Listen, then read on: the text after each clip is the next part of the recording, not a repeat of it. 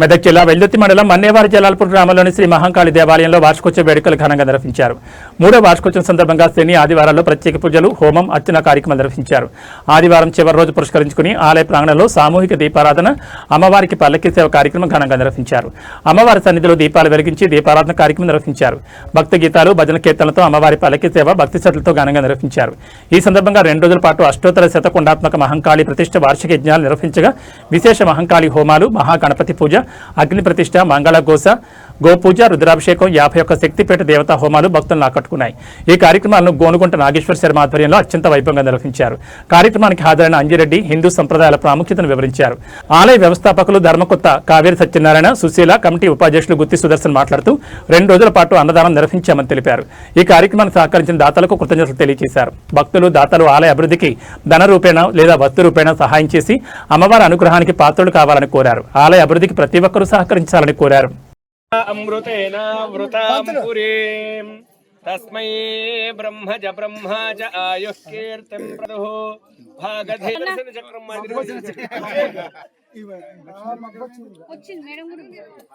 సహస్రమూర్తయే సహస్రపాదాక్షి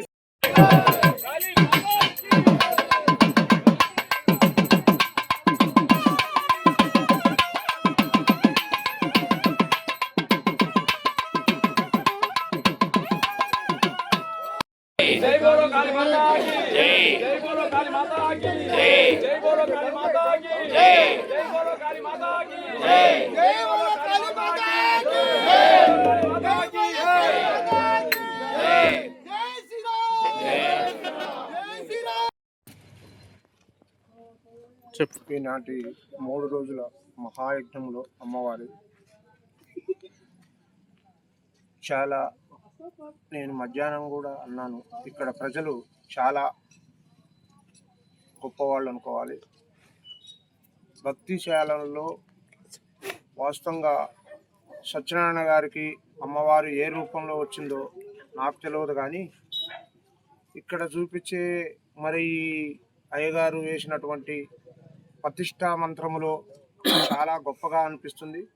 నాకు ఇక్కడికి వచ్చినప్పుడల్లా చాలా వైబ్రేషన్ ఉంటుంది. నాకు పోయిందనక కూడా చాలా వైబ్రేషన్ ఉంటుంది. నీ ఏం చేయాలంటే మధ్యాహ్నం కూడా కూర్చుంటే ఈ ఎండకి ప్రజలంటే సేటు గారిని పిలిచి సార్ని పిలిచి నాకు ఇక్కడ సారు అర్జెంటుగా ఒక పొంగల్ షెడ్డు 120 అడుగులతోని 50 అడుగుల ఎడల్పు పొంగల్ షెడ్ వేయించాలి. ఎర్రవారం టెంపుల్లో వేయించాము. ఆ టైప్గా వేస్తే కొంచెం ప్రజలు ఇబ్బంది పడరు. అయ్యగారులు వచ్చినా కానీ, స్టోర్ రూమ్ వచ్చినా కానీ, ఏదైనా గాలి దుమ్ము వర్షం వచ్చినా కానీ రేపొద్దునే ఈ దేవాలయం నిర్మాణానికి శిలలు అక్కడి జగజ్జనని స్వరూపమైనటువంటి మాతృమూర్తుల యొక్క శ్రీచరణములకు వేదమూర్తులైనటువంటి మహానుభావులు వాళ్ళ యొక్క పద విన్యాసం, శబ్దాల యొక్క సంఘర్షణ చూస్తే నాకు ఒక పద్యం జ్ఞాపకం వచ్చింది.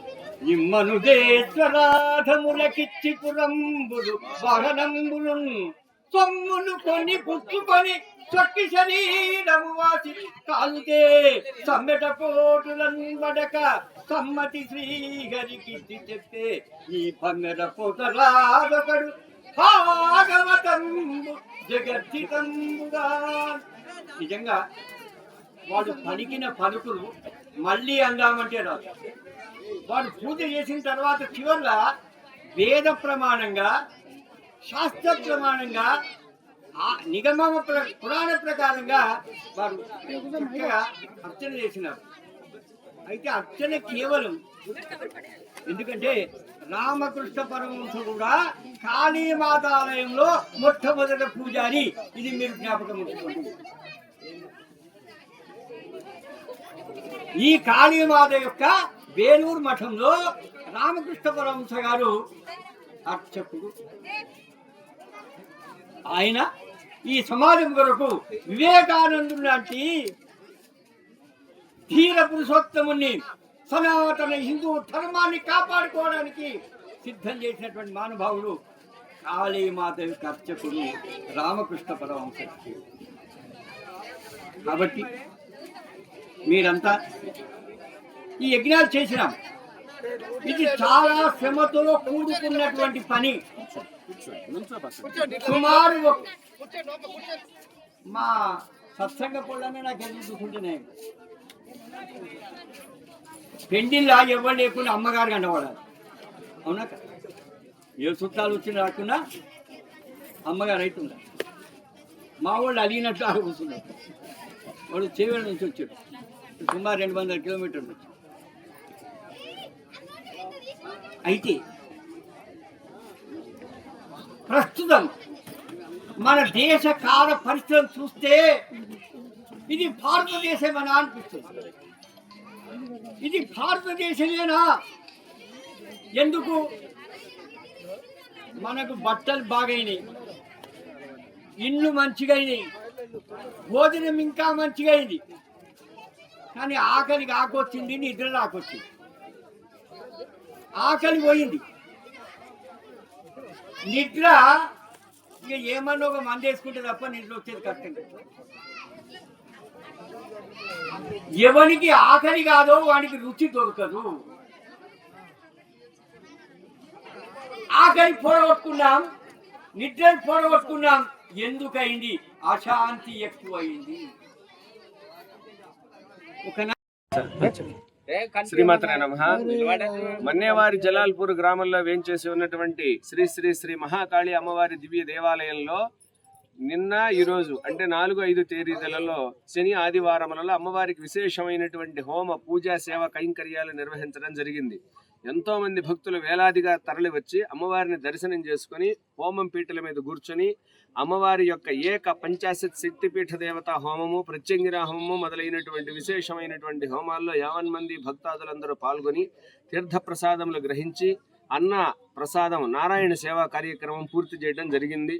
కార్యక్రమంలో కొసమెరుపుగా అమ్మవారికి ఈరోజు సాయంత్రం దీపాలంకరణ సేవ చేయటం, దీపాలంకరణ సేవతో పాటే అమ్మవారికి పల్లకీ సేవ కార్యక్రమం నిర్వహించడం, ఎంతో మంది భక్తులందరూ కూడా వచ్చి అమ్మవారి దేవాలయ నిర్మాణానికి సహకరించవలసినదిగా ఎంతో మందిని కోరుకొని అందరూ కూడా దేవాలయ నిర్మాణానికి సహకరిస్తామని మాట ఇవ్వడం, తర్వాత దేవాలయ అభివృద్ధికి దేవాలయ కమిటీ వారు అందరూ కూడా ఒక దగ్గర కూర్చొని భవిష్యత్తు కార్యాచరణ పట్ల ఏ పనులు చేస్తూ ముందుకు వెళ్ళాలనేటటువంటి అంశాల మీద చర్చించి కార్యక్రమం దిగ్విజయంగా పూర్తి చేయడం జరిగింది. అందరికీ మన్నేవారి జలాల్పూర్ గ్రామ వాసులే కాకుండా చుట్టుపక్కల పరిసర ప్రాంత ఈరోజు మన వెల్దుర్తి మండలంలో మన్నేవారి జలాల్పురం గ్రామంలో మరి కాళీమాత యొక్క 3వ వార్షికోత్సవము మరి అంగరంగ వైభవంగా ఒక పండుగ వాతావరణంలో మరి వేల సంఖ్యాదిగా వచ్చిన భక్తుల సమక్షంలో జరుపుకోవడం జరిగింది. మరి ఈ యొక్క క్షేత్రము స్వామివారు ఎప్పుడు చెప్తుంటారు, భారతదేశంలోనే ఒక గొప్ప దేవాలయంగా ప్రసిద్ధి చెందుతుందని చెప్తున్నారు. మరి ఈ యొక్క ప్రతి సంవత్సరము భక్తుల సంఖ్య మరి కావేరి సత్యనారాయణ గారు అందరినీ గ్యాదర్ చేసి నిరంతరం ఏదో ఒక కార్యక్రమం చేస్తూ పోతున్నాడు. మరొక విగ్రహం యొక్క శక్తి పెరగాలంటే, దాని యొక్క వైబ్రేషన్ పెరగాలంటే ప్రతిరోజు నిత్యము భక్తులు వస్తుంటే, భక్తులు కోరికలు అమ్మవారు తీర్చుతుంటేనే దాని యొక్క పవర్ పెరుగుతుంటుంది. మరి దానికి అనుగుణంగానే మరి నిరంతరం ఏదో ఒక కార్యక్రమం చేస్తూ మన యొక్క దేవాలయం యొక్క కీర్తిని దశ దిశలా వ్యాపించేటట్టు కావేరి సత్యనారాయణ గారు అందరి యొక్క సహకారంతో మరి పైకి తీసుకెళ్తున్నాడు. ముఖ్యంగా మనము చేయవలసింది ఏంటంటే, మనము నిత్య జీవితంలో మనం పొందే సంపద, ఐశ్వర్యము, భోగభాగ్యాలు, మరి ఆనందము, తర్వాత ప్రశాంతత భగవంతుడిచ్చిన గిఫ్టే. మనకు భగవంతుడు ఇచ్చిన గిఫ్టే. భగవంతుని కృపలేంది మనం ఏది సాధించలేము. మరి సంపాదిస్తున్నాము, ఆనందం పొందుతున్నాము, కీర్తిని పొందుతున్నాము. మరి మనం ఎంతో తీసుకుంటున్నాం భగవంతుడి నుంచి. మరి మనం ఎంతైతే పొందుతున్నామో దానిలో కొంత భాగమైన మనకు ధర్మకార్యాలకు వినియోగిస్తే బాగుంటుందని నేను చెప్తున్నాను. ధర్మకార్యాల కంటే ఇలా